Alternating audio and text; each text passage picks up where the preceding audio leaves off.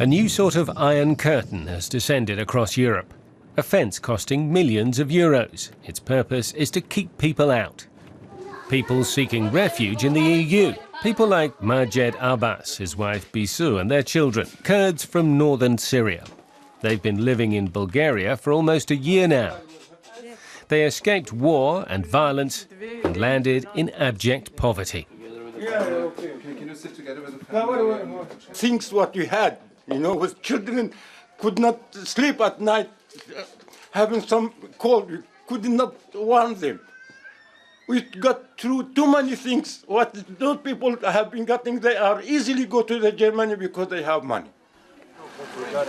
Bulgaria, the poorest European Union member, does not have the money to handle the influx. It's lunchtime at a refugee camp on the outskirts of the capital, Sofia.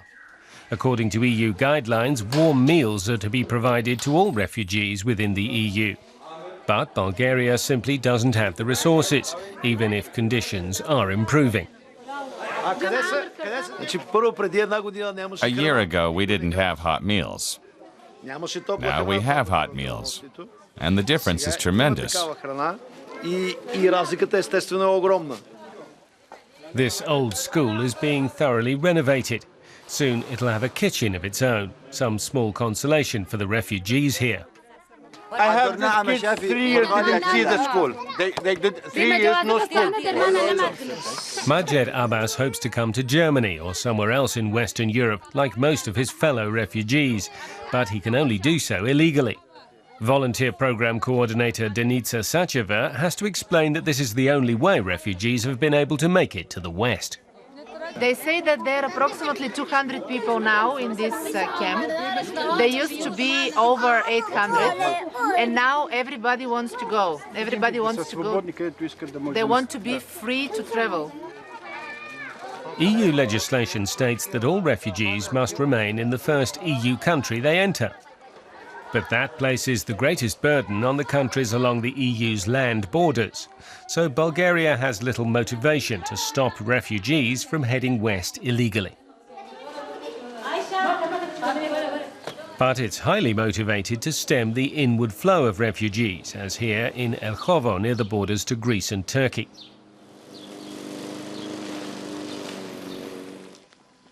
Stoyan Stoyanov is the marshal at the Bulgarian border post here.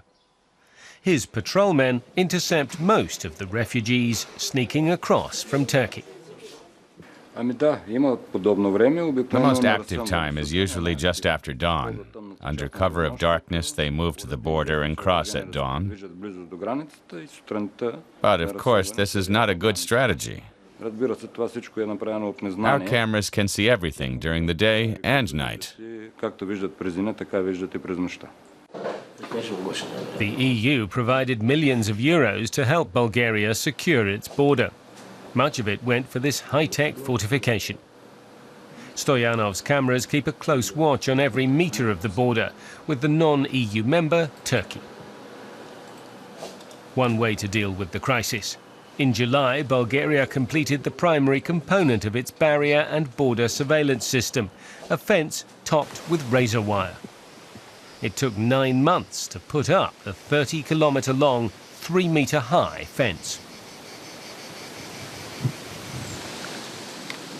25 years ago, the Iron Curtain on this line between the former Eastern Bloc member Bulgaria and NATO member Turkey was torn down.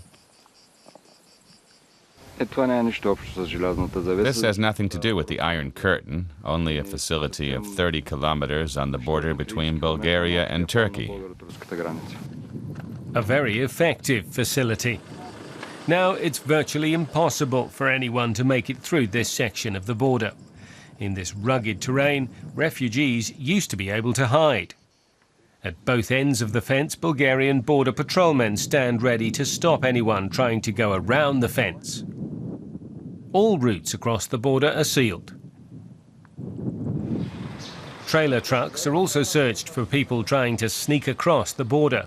A high-tech device is used to analyze the air for traces of the presence of human beings.